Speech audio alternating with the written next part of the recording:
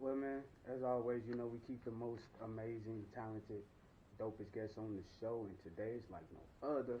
We got an activist speaker.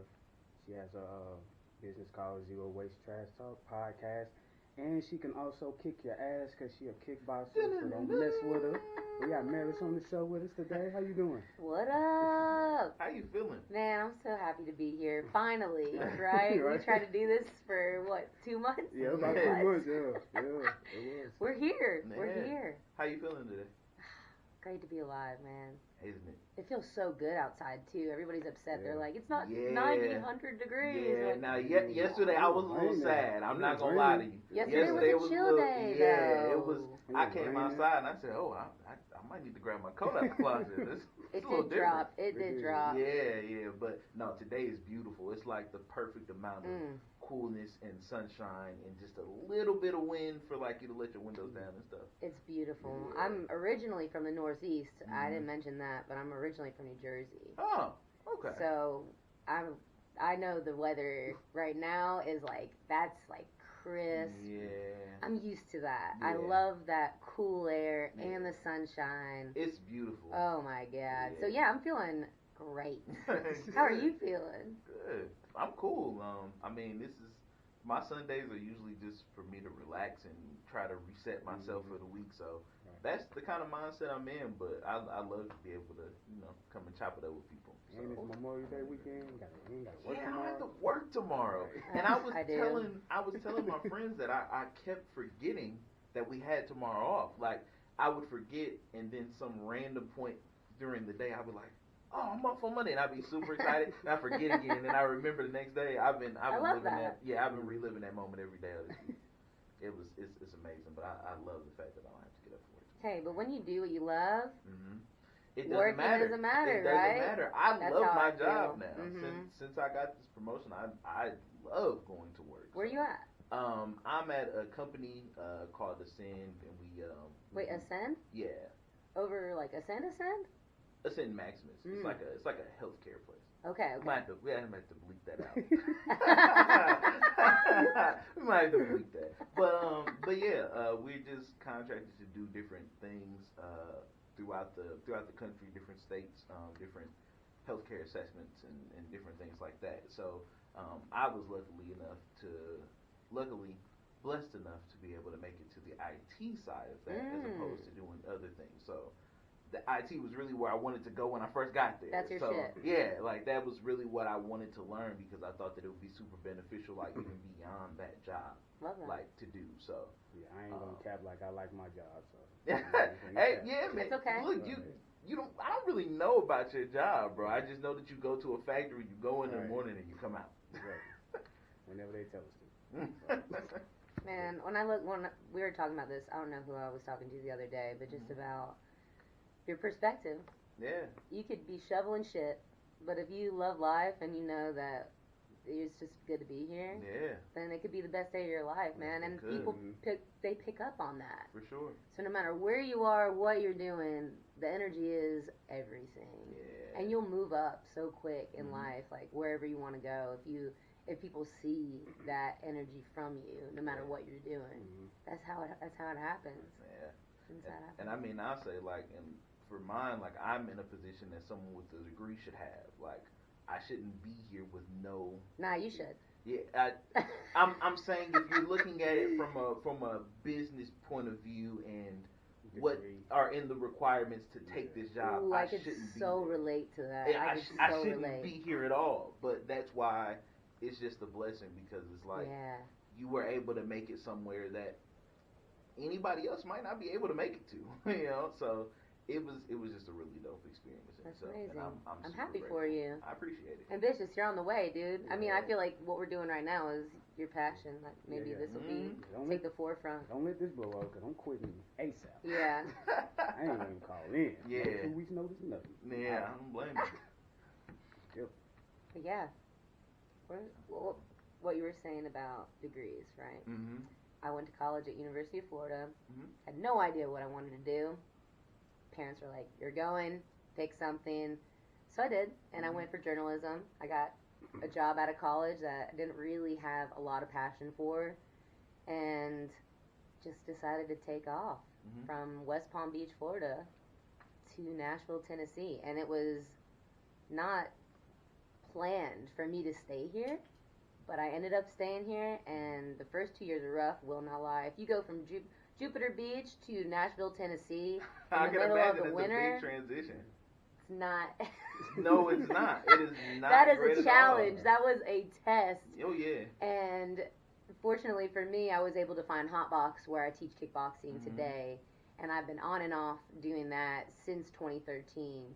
Well, 2014 really when I found the gym, but I love to sweat, man. Yeah. I love to sweat. I love to move my body. So I was really into CrossFit when I was in Florida, and it was a whole community thing, and I think that's a big part of working out for me too. It's finding your people. It's finding the people that inspire you to be better. Yeah. Whatever that is. You want to move your body better. You just want to be around people that, you know, are doing things that you want to do.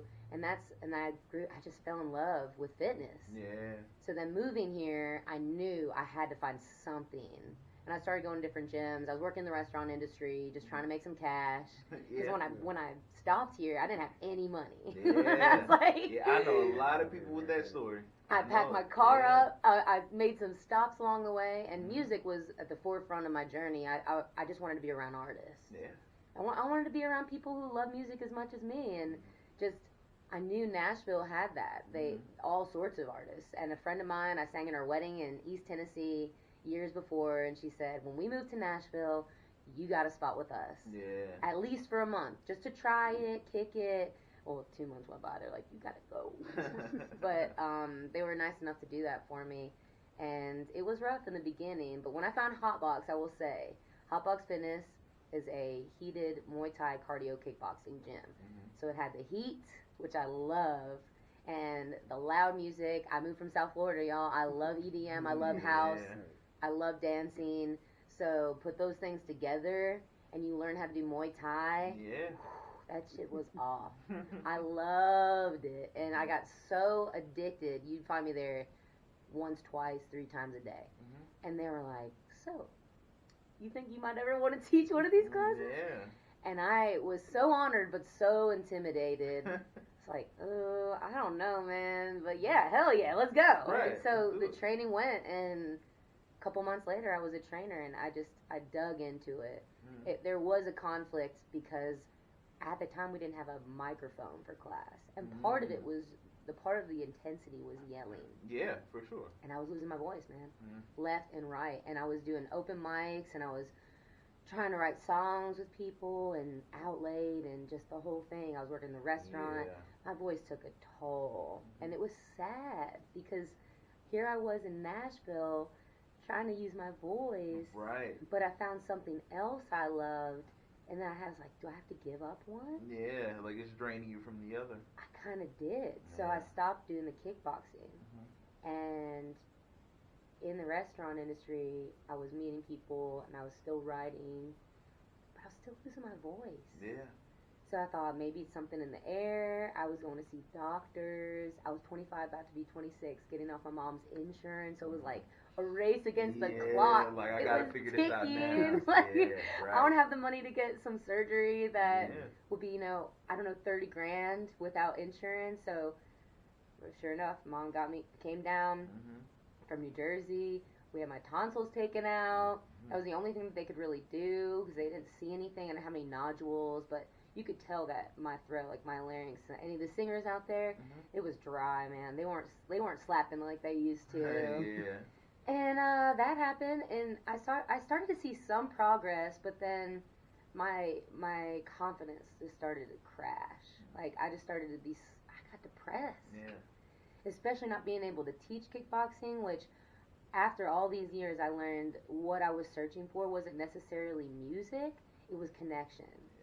It was just being with people and inspiring people, feeling them get that energy and then giving it back to me. And that's what I felt on stage. Being able to sing to people and have them literally lock eyes on you and feel every word that you're saying is just such an adrenaline rush. It's such a beautiful feeling. But then there's an impact you can make. And I think that's a responsibility with artists. Like, tell your story, but man, if you have it, the people's ears and minds and hearts, like, that's a responsibility. Yeah. And so, fast forward, Hotbox was still always there, never stopped going, but I did have to take a break. Mm-hmm. And then I was working in the restaurant and singing on the side, but not making any money for it. So it's one of those Nashville enigmas, because there's a lot of artists out there that are brilliant, but if you can't make money off your music, man, you're just gonna struggle. Yeah. So the business part is what people struggle with, and I struggled with. I had mentors that, funny as hell, I was looking at the books out there, music business, definitely. When he bought me that book, I've got it sitting on my shelf. Most boring book ever, but that's what you need. You got to have the business mindset too to make it work. And if you don't have a band, if you don't have a manager, if you don't have the funds to like do that, it can be really discouraging. The whole creative part just takes a back seat, and you can't be the creative anymore. And that's what happened to me. It was just like, man, this isn't working. I need to figure something out that's more stable. And you know, the family comes in and they're like, you just need to be happy and make money and start a family and this and that, and I'm like, yeah, right. Okay, yeah, sure, and you start deviating from what your heart says, and then I started to really think about sustainability at a time in my life where I was working in the restaurant. I got an opportunity to work in the corporate side, and all these years working for Whiskey Kitchen, M Street Entertainment is it's a group of 6 restaurants here in Nashville, and I worked for Whiskey Kitchen, was one of them. They started a concierge service that was an office separate from the restaurants, and I was hired to be in this basically call center. Yeah. And sitting on your ass in an office gives you a lot of time to think, man. It does. Yes, it does. I mean, as much as we were busy, there were definitely moments where we were just chilling, and I got to get on the computer and research, and I was just like really interested in this whole sustainability deal, man. And all the trash that was created at the restaurants just blew my mind. I was like, where's this shit going? Yeah. And so I started to research. I started to get involved with different people. I thought, what do I have to lose?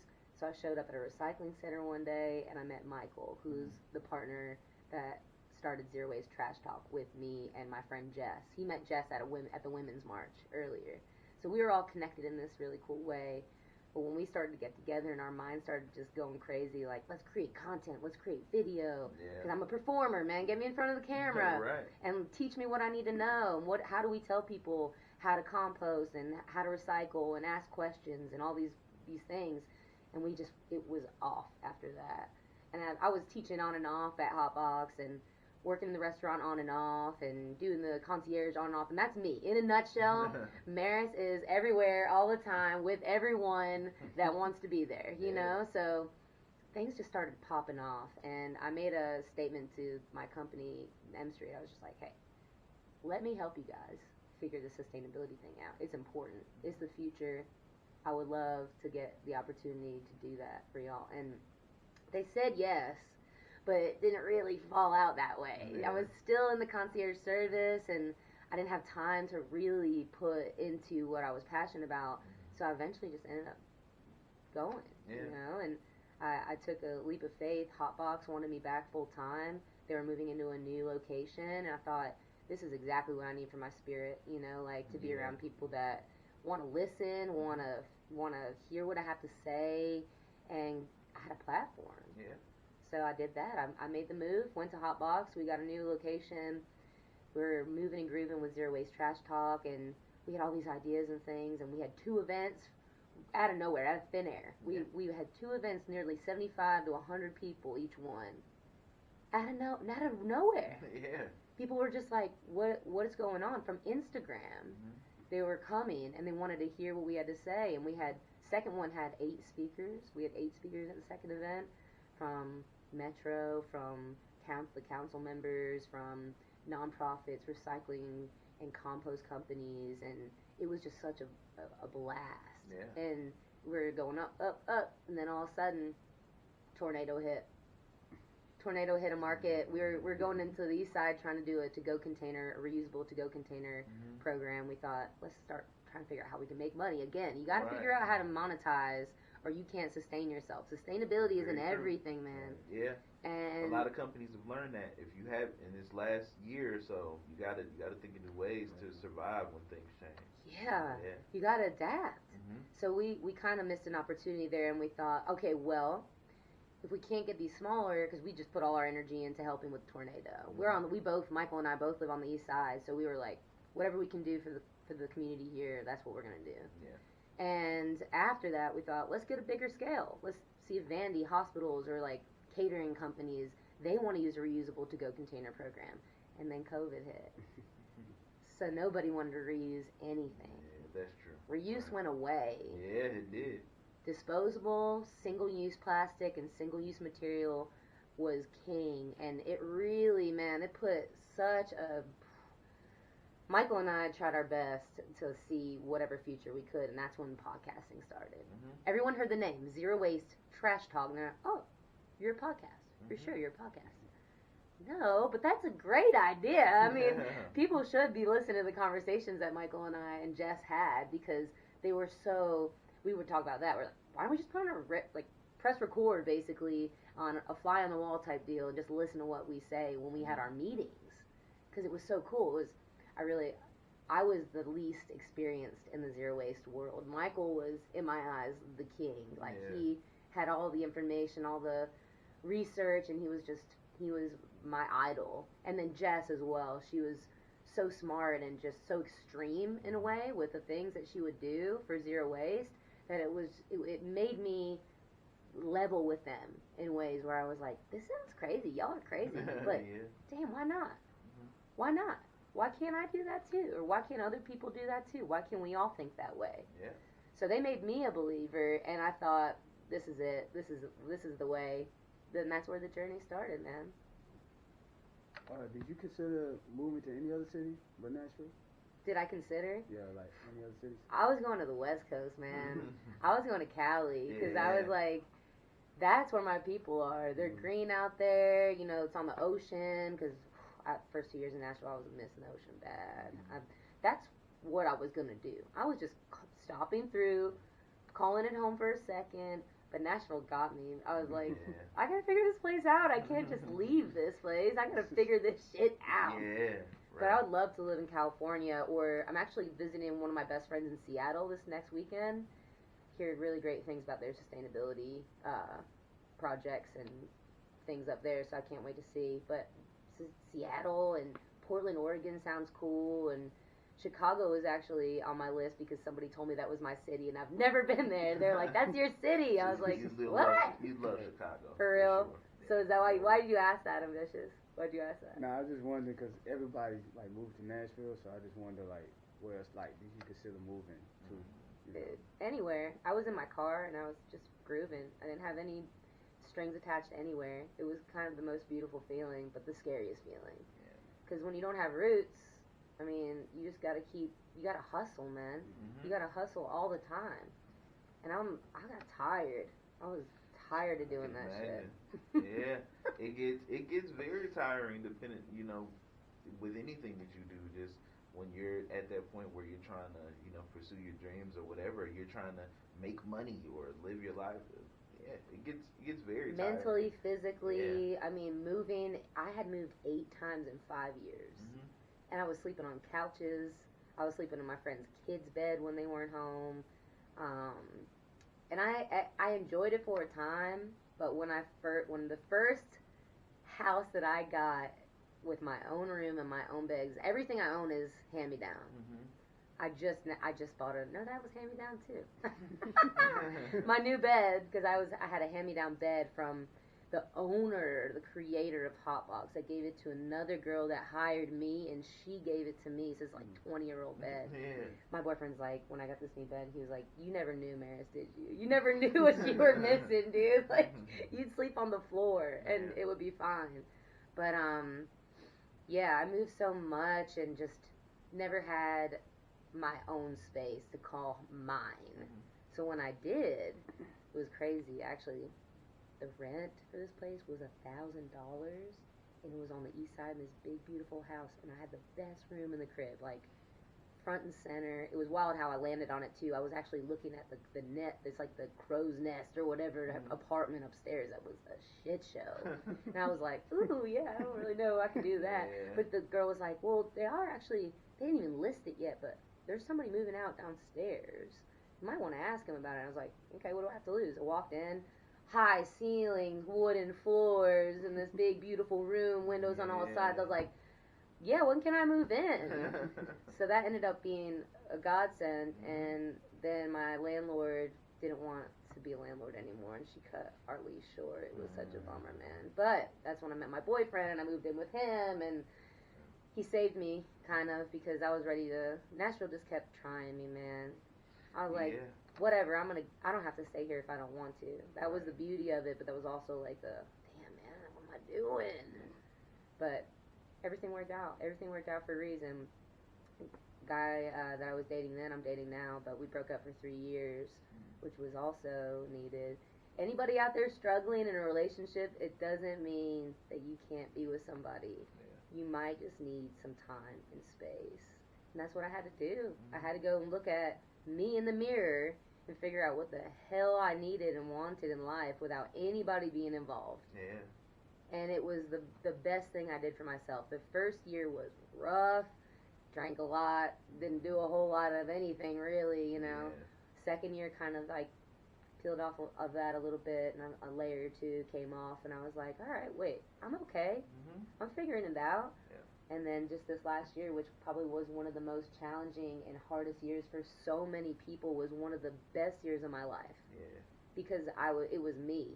It was me and God. I think a lot of people were saying that about this year too. Like, I mean, if it's outside of a business mind, this was really just a time for a lot of people to really be alone with themselves and like to really just explore you and know you and understand what you want to do, who you want to be, where you want to go, all those different things. So I agree with that wholeheartedly, for sure. So what were you guys up to during the quarantine? This? Yeah, this and well, this a lot of phone interviews. Oh my Me God. too, dude. That's where we started with the podcast. We only had we only made one episode, maybe two, in I forget the name, but they have a studio over here. It's super cool. They do all the work for you. You just get the recording and edit it or do whatever you want with it. But studio, just go in, record, and leave.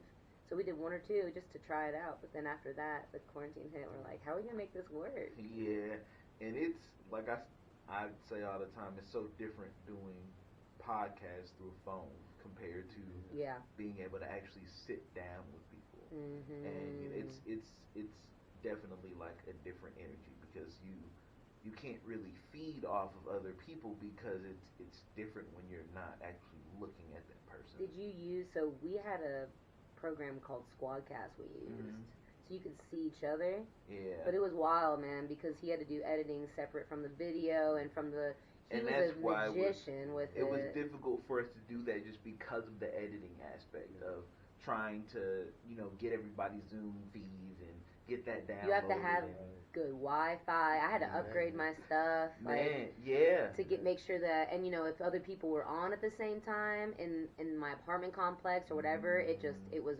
harder. Everybody was fighting for the connection. Yeah. But we had like people that would have horrible phone reception and they would get on and their quality isn't clear at all, and they have no idea because they're just just walking around talking. But you got some people that are walking around outside and you hear all the background noise and all that stuff. You learn a lot. Yeah, for sure. I did my best editing. Hey, you made it work and you kept doing it. I think that's the point. Is just keep going, man, with whatever you got. If it means something to you, you know. For sure. And I think that's so. Zero Waste Trash Talk may be Maris Trash Talk coming up because my partners have different things going on in their lives and they're putting energy into other things. And I think I'm gonna keep going. It's scary as shit, but I'm glad I met y'all because I feel like I'm gonna be picking your brain about a lot of stuff.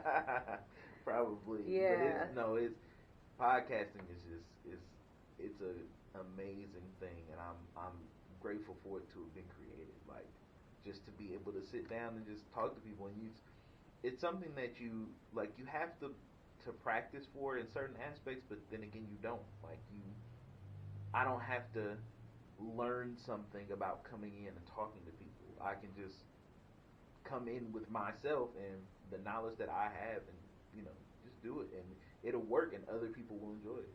Mm. Yeah. I will tell you though, the good thing about the pandemic though, we was able to interview 3 people outside the country. Over the phone. Yeah, we did 1 from Trinidad and 2 from London.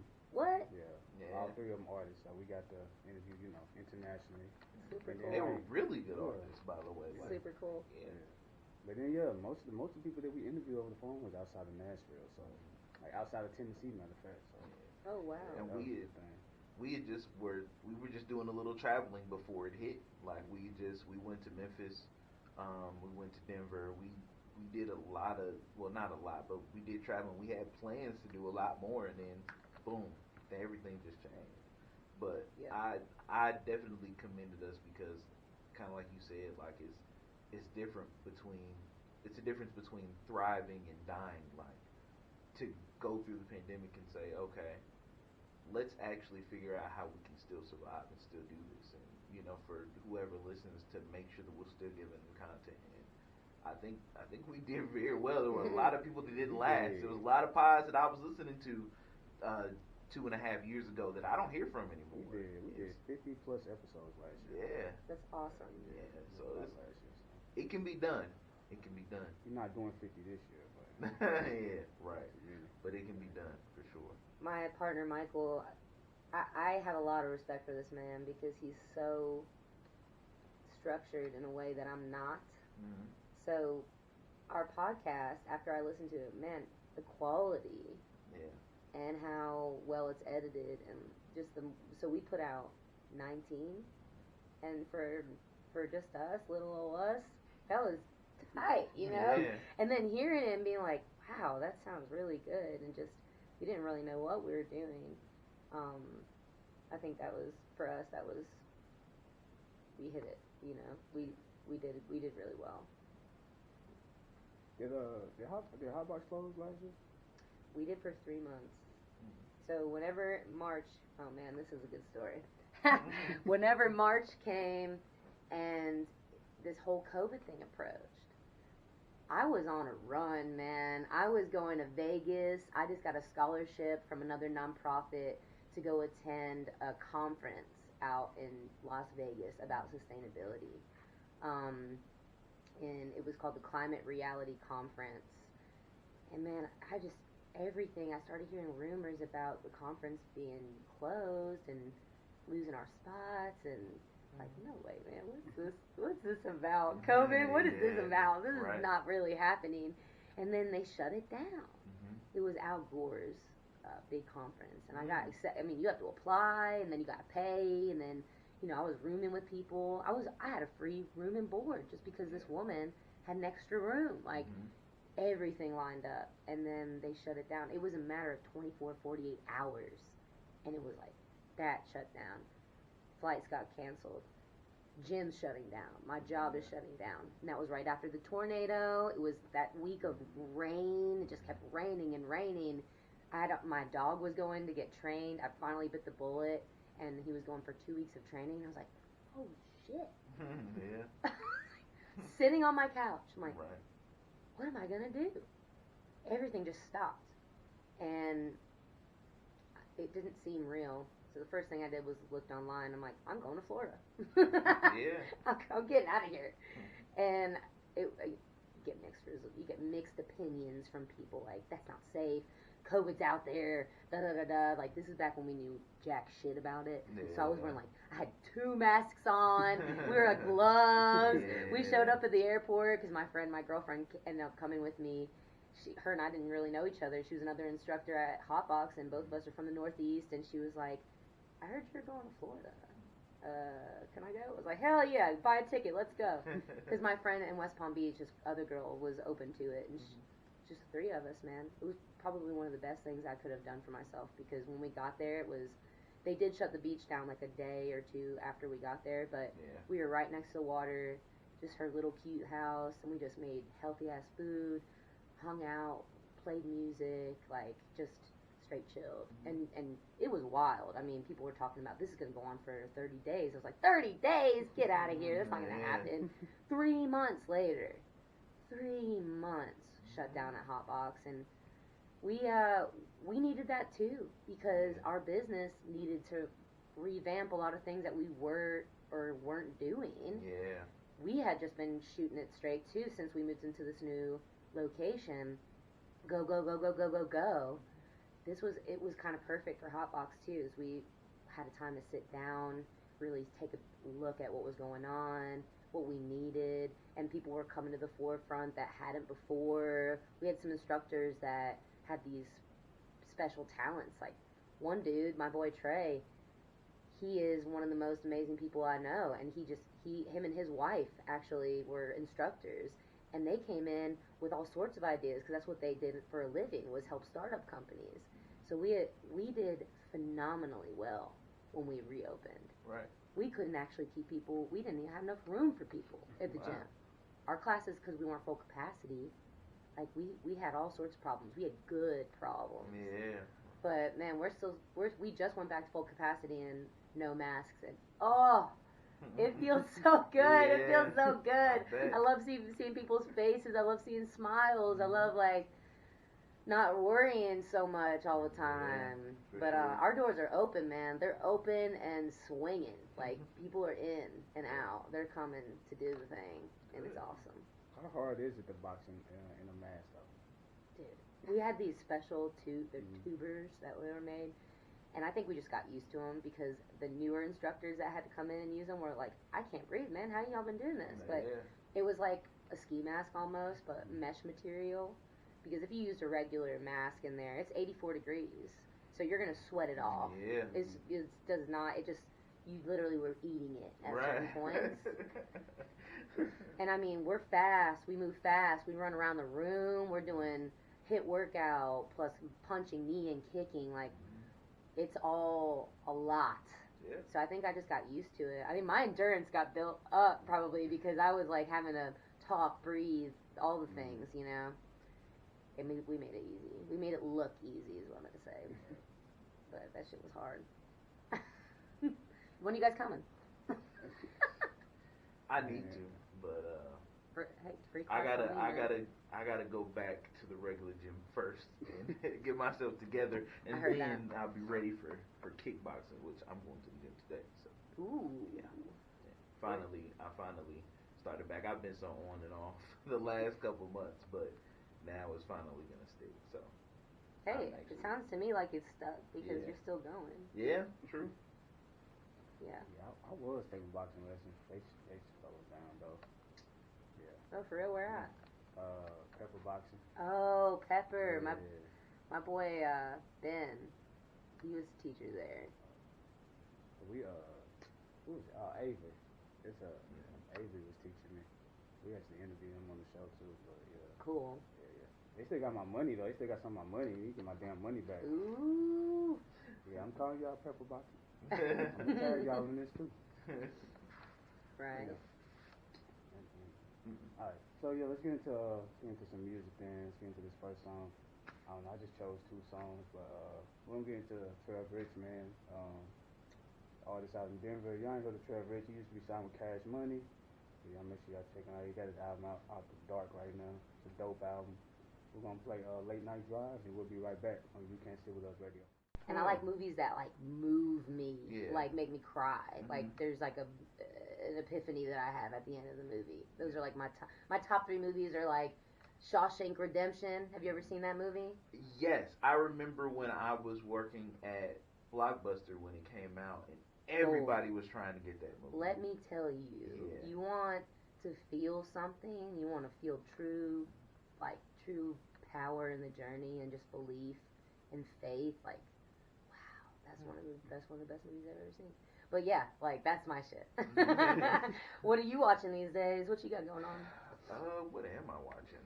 I've been watching this show called Startup on Netflix. I think it came out in like 2018, like 3 seasons, but it's about these 3 people. There's one guy. Well, there are 2 guys and a girl, and they go through a lot of things, but then in the end they basically end up together and they start their own company and they create their own currency.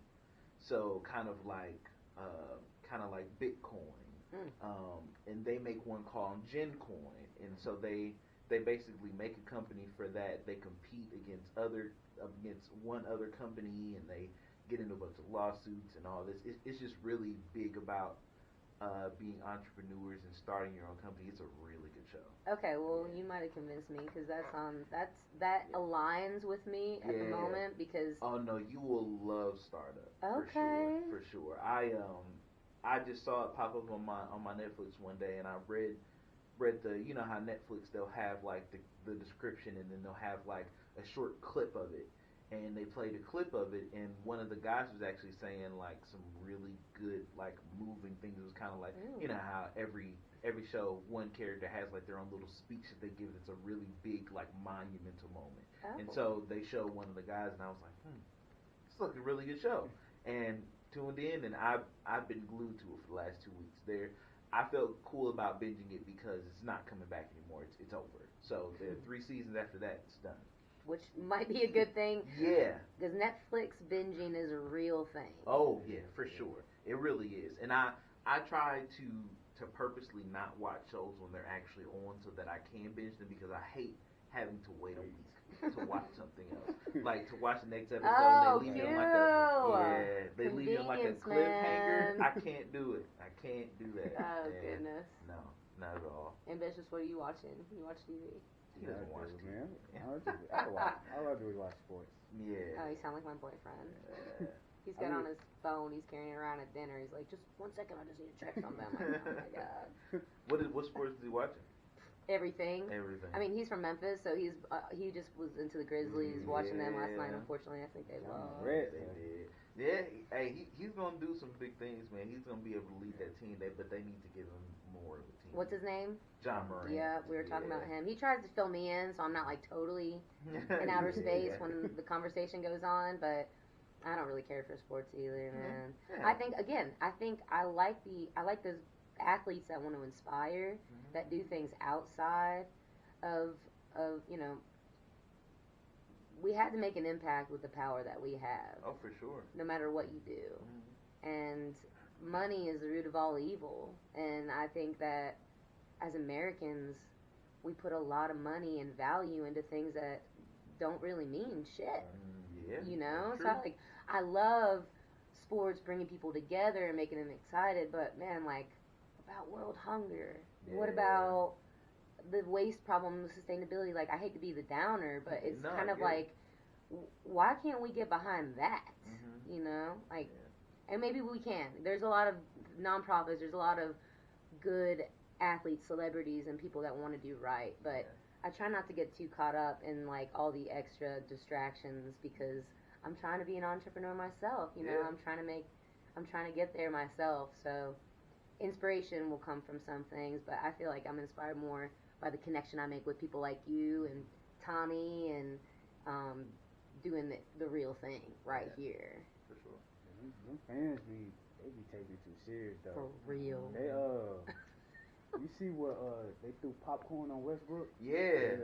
They dropped popcorn on him. That was insane. I was reading about that. What was that with the Grizzlies last night? No, he's on the Wizards, the Washington. He was like walking. He got injured. He walking in the tunnel, and one of the fans just threw a.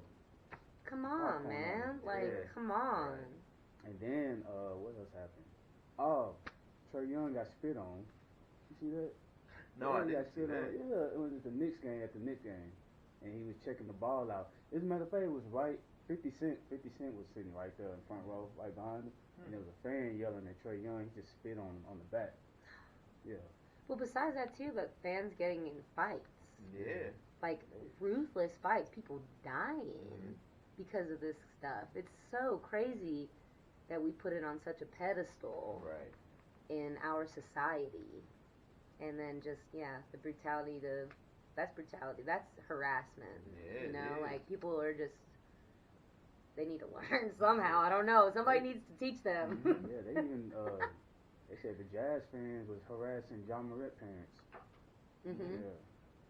We were talking about that. Which last night when we were watching Amend and everything, man, like, that's, I mean, if anything, that's what I want to be better at, is just listening to things that I don't know a whole lot about. Mm-hmm. So the 14th Amendment gives equal rights to all, right? No matter race, no matter sex. But there was such a journey with that, and yeah, y'all. I might have to check that out. Y'all should watch it because, I mean, it's an eye opener for anyone, black, white, whatever you are. Mm-hmm. We all need to watch it as a country. Yeah. And that's what Will Smith talks about. He's like, what comes to mind when you think of America, the United States of America? And as we get older, man, I'm 33. I learned history when I went to school. Yeah. But man, the history that I'm learning now is so different. Mm-hmm. But it's the same. Right. But it's different. Very true. Lot of shit's left out. Very true. And you know, what's going on today and in the past year has always been going on. We choose to see what we want to see. We choose to listen to what we want to listen to. And just, man, I see a brighter future for sure. It has to be. It has to be. Yeah, it has to be. For my kids, like, I want to have kids one day. Right. It's going to have to be. I almost didn't want to have kids. Number one, because I was scared that the world's just going to melt anyway. Yeah. Climate change is going to fry our asses, so why should I make any little people? Yeah. But my boyfriend's like, nah, we got to make little people. You know why we got to make little people? I'm like, why? Why should I care enough, like, to do that? Because they're the ones that are going to change the world, man. That's true.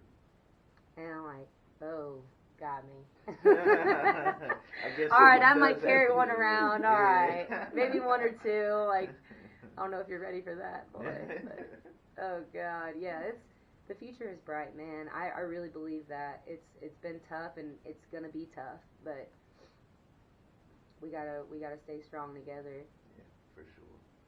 How's your family been just throughout just your different stages of life? Or I'll word it this way. What kind of family do you have? I love it. I love it. Let's try it that way.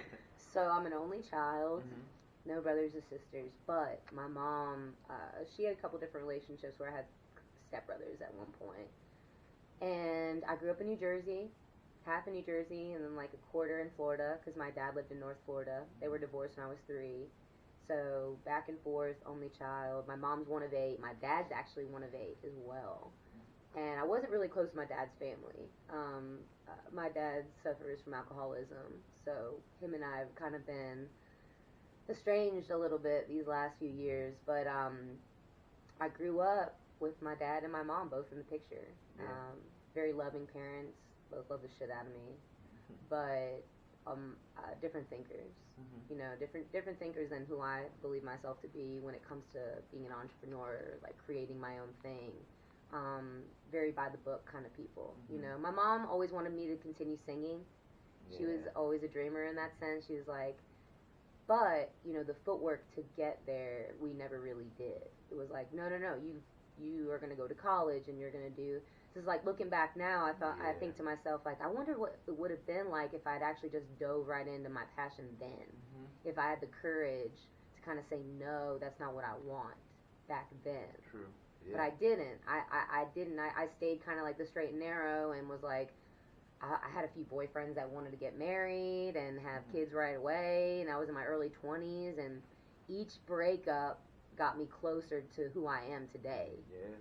But I had to do that, and I had to step out and be like, these are the people that I was living with. These are guys that I thought I was going to spend the rest of my life with, and I was like, no, this isn't it. Yeah. This isn't it, man. And it sucked, because I had my heart ripped out a couple times, and I ripped theirs out too, along with it. But my family was very big on school, education, getting a job, and working your way up type deal. And I was not that type of girl. And all my cousins they're all so cool, man. They're all married and with kids and like doing their thing, different, you know, lawyers and just all sorts of stuff. They're all really smart and do their own thing. But I'm very different from my family. So when I moved out to Nashville, I had a hard time in the beginning. I went back to New Jersey for like a couple weeks, a month, and my aunt was very gracious. I'm so grateful for her. She gave me some money so I could do that. Yeah. Go home and kind of regroup. But they were hoping I was going to stay, I think. Yeah. And I was like, nah, I'm going to go back. Right. You know, I got to go back. I got to figure it out, man. And my mom has always been very supportive of whatever I do. She has a different outlook on things sometimes, but she's an environmental science teacher, and that's where I get my sustainability stuff from, because we would pick up trash on the beach since I was a kid. And she lives on the beach in New Jersey. So the ocean is a very sacred place for me. The beach, I used to run there when I was in high school. That was my meditation, like just running and then getting to the ocean and just like letting it out, whatever it was. And knowing that there are all sorts of microplastics in the ocean and things that are affecting it with our trash, that has been like my life's purpose. And I'm learning that now.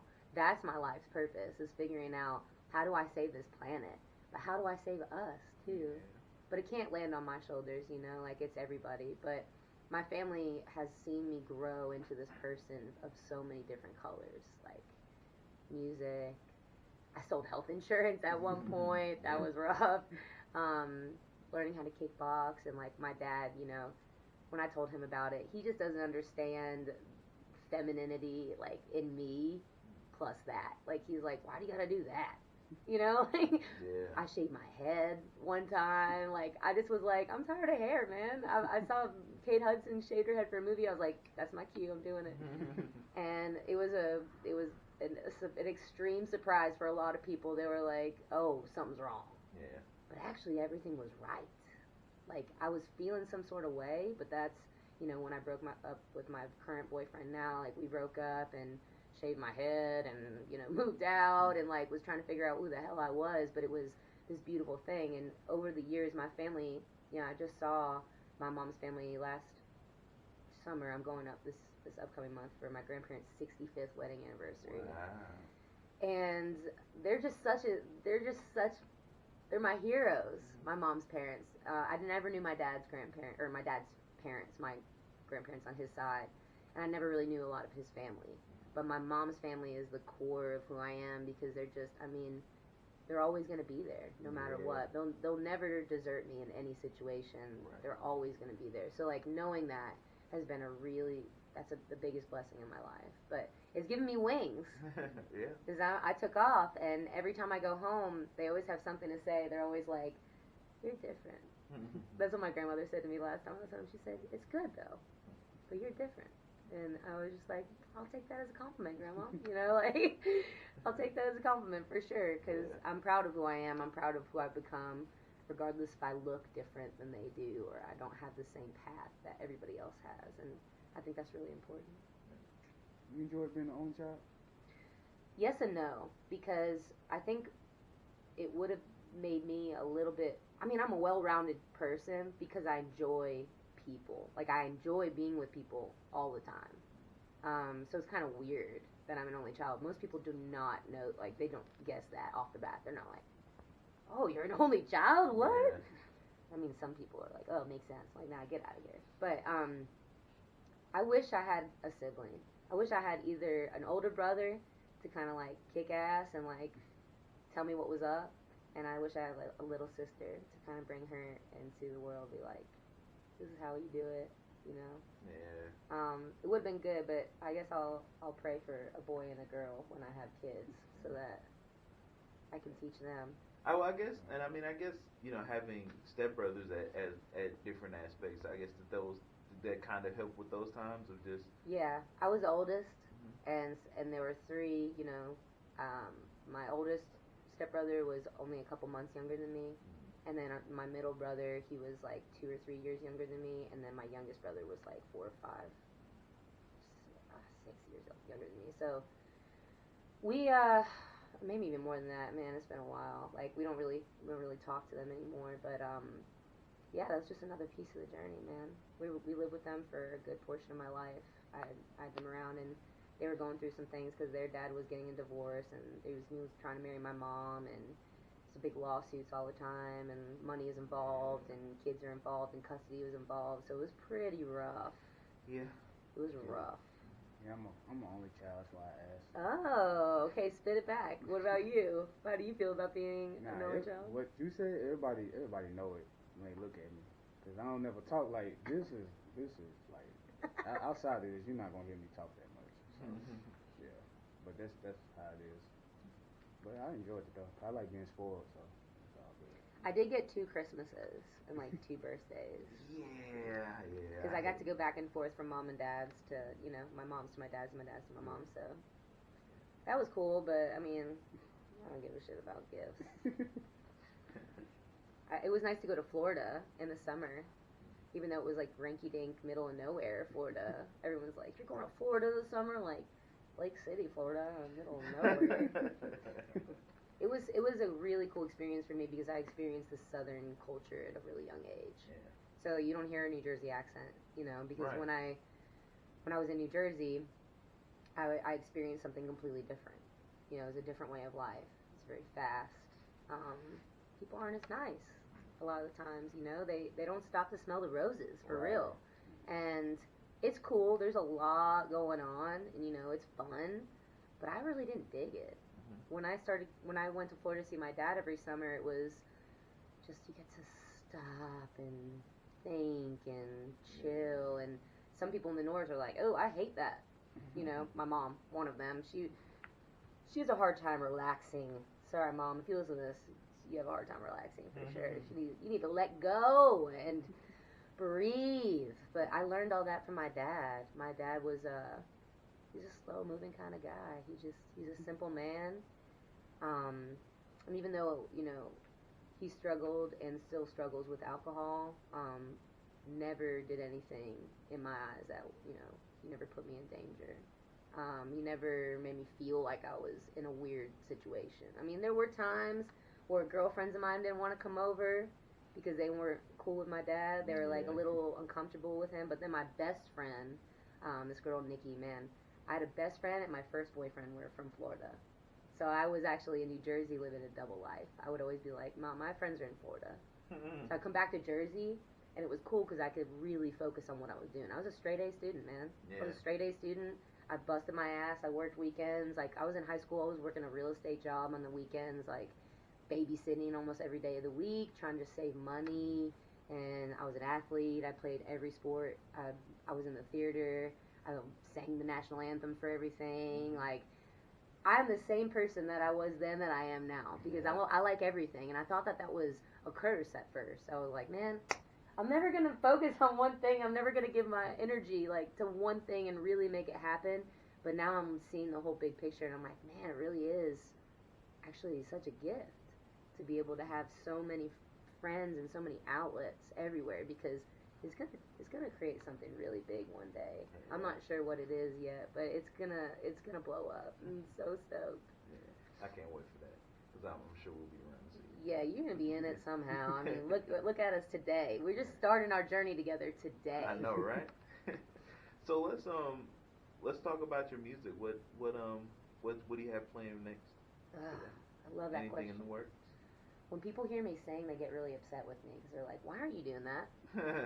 I literally I just sang on Instagram my story. I sang that song I just played for you because I was feeling it, and I was like, "I'm gonna sing this on Instagram." Like that would even during the quarantine, I would just set up my live. I would do live covers on my guitar, and that was really fun. And I get back to it every once in a while, but that was more of like a quarantine thing where I might have my friends text me in the morning and be like, "When are you getting on Instagram, man? Like, I want to hear you sing." Yeah. I don't have any plans right now, but I speak it into existence when it needs to, like right now, you know. I love to play what I made, even though it's not out anywhere. You can't really hear anything that I've done. You can hear some really old stuff that I've done. Because on my way here, when I was in Tampa, one of the stops that I made after I left West Palm Beach, coming to Nashville, was to make music. And that was one of the things that got me to pick up and leave. I went to a festival. Yeah. And I was singing at a festival around a fire. Some dudes were like, "Yo, we got a studio in Tampa. You should just come kick it with us." And I ended up living there for like 2 months.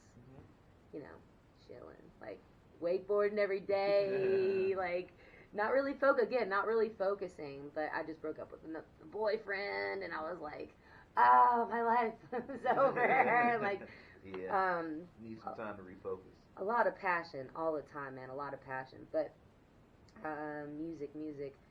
Yeah, it's so hard to pinpoint it. You're gonna laugh at this. I recently am like, I want to be a DJ. I want to be a DJ, man. Yeah. I know I could do it if I really wanted to. I have so many friends that are DJs, and I'm like, this is what I do. I dance. I get people hyped. I got a platform to speak. I love music. I love spreading music, and it doesn't always necessarily have to be mine. But I've been looking for someone to make beats with me again, which is just, I kept thinking to myself, oh, I'm just a creative, I'm just the voice, like, that's what I'll do. I'll stick to that. Yeah. But now, you gotta do everything, man. You want something, you gotta do it all. You gotta just get the shit, get the equipment, figure it out, watch the YouTube videos, start messing around with it, start making mistakes, get your people out there that know what they're doing and start hanging out with people with intention. Yeah. But music for me right now, I'm really manifesting right now. But the DJ thing has been in my head. I don't blame you. So, I mean, from when I started DJing, I mean, it's really just picking it up and starting. Exactly. Just starting somewhere. I went around with a family friend that was doing it at the time, and just learning from him, and he was doing weddings, which is what I got into.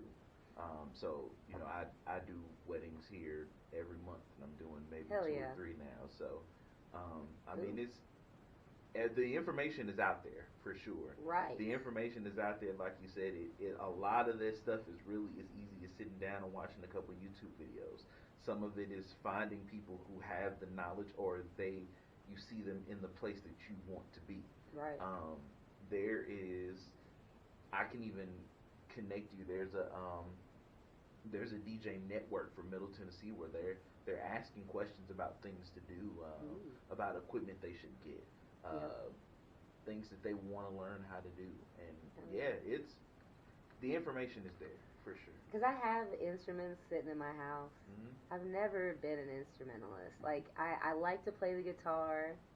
There's a really funny story. I tried to tune the guitar at Tawny's house and broke the string right off of it. It was hilarious. We've been drinking a little bit. She's like, it sounds like it's gonna break. Ching. That shit was funny. But yeah, me and instruments. I have so much energy that I can't make my hands do things that I get it. is all up here and here.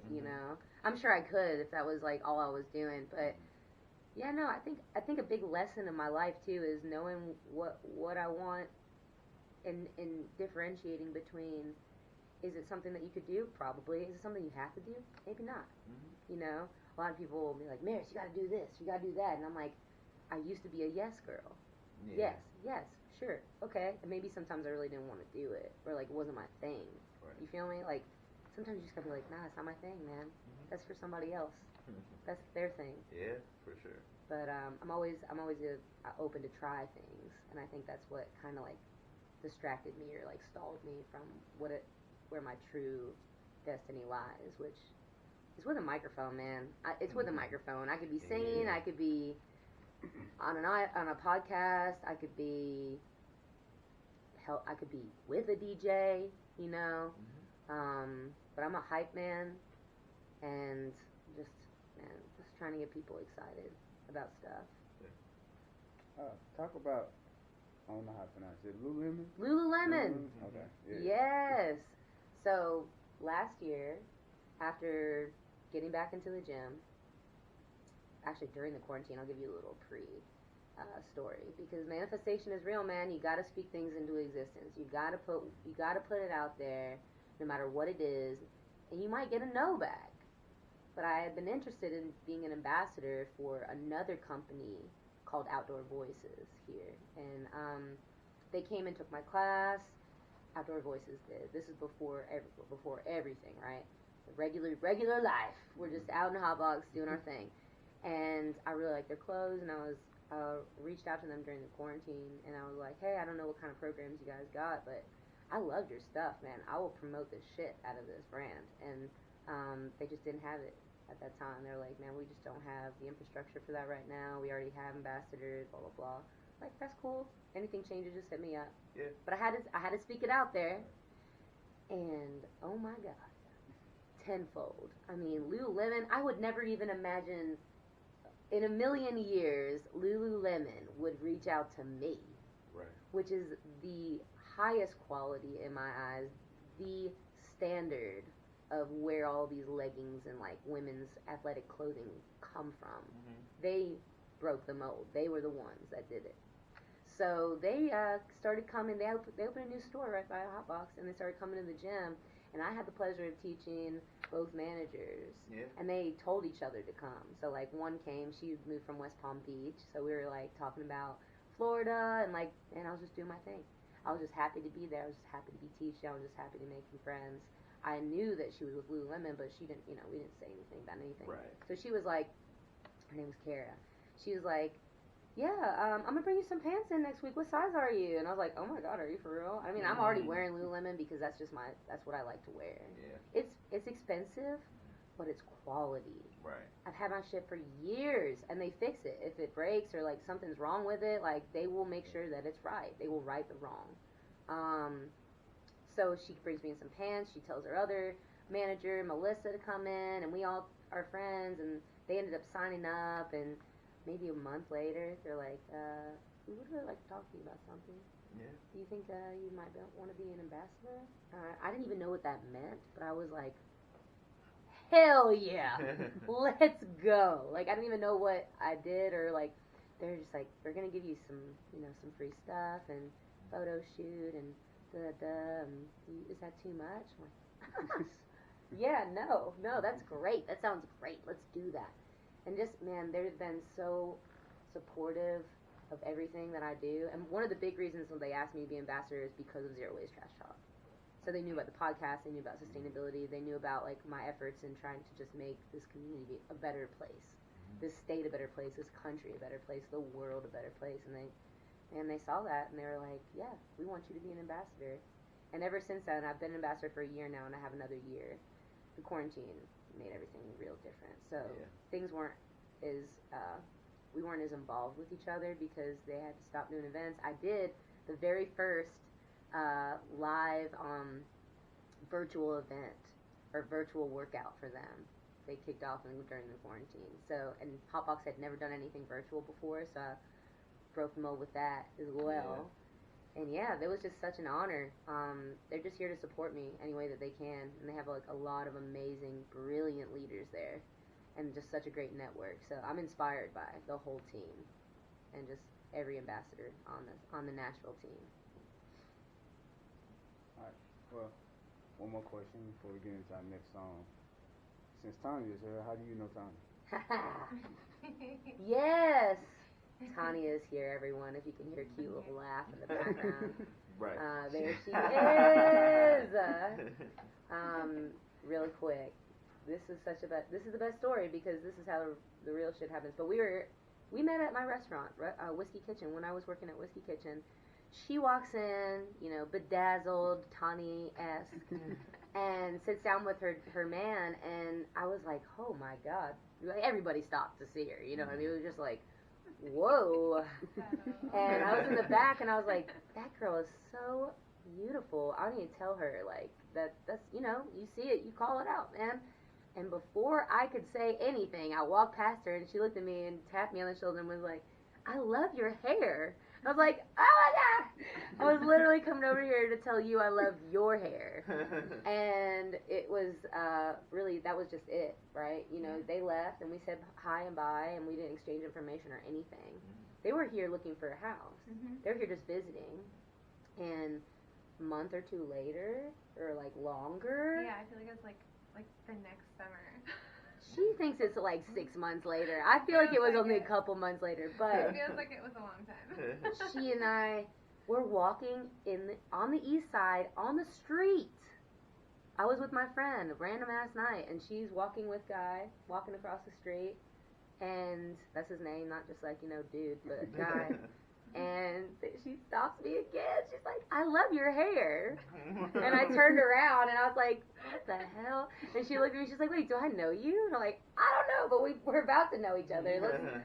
We just started talking, exchange information, where you going, what you doing, let's hang out. And the first time we hung out, I think we got sushi.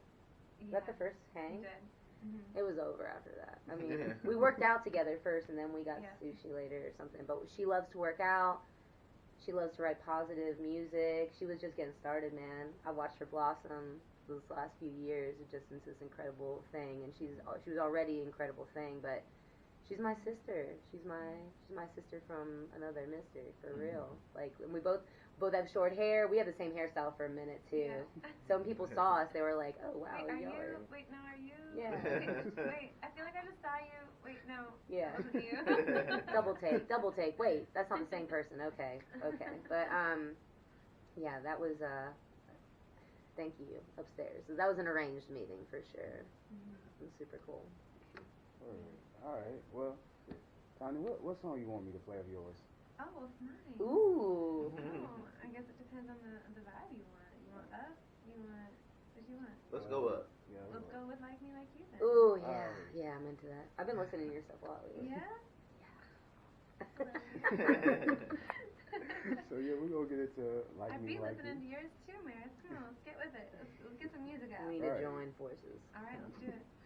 I'm serious, let's do it. Let's go. It's over. You heard it first, right here. Exclusive. Right. Yeah, we're gonna get into Like Me Like You by Tanya. We'll be right back on You Can't Sit With Us Radio. Yes, sir.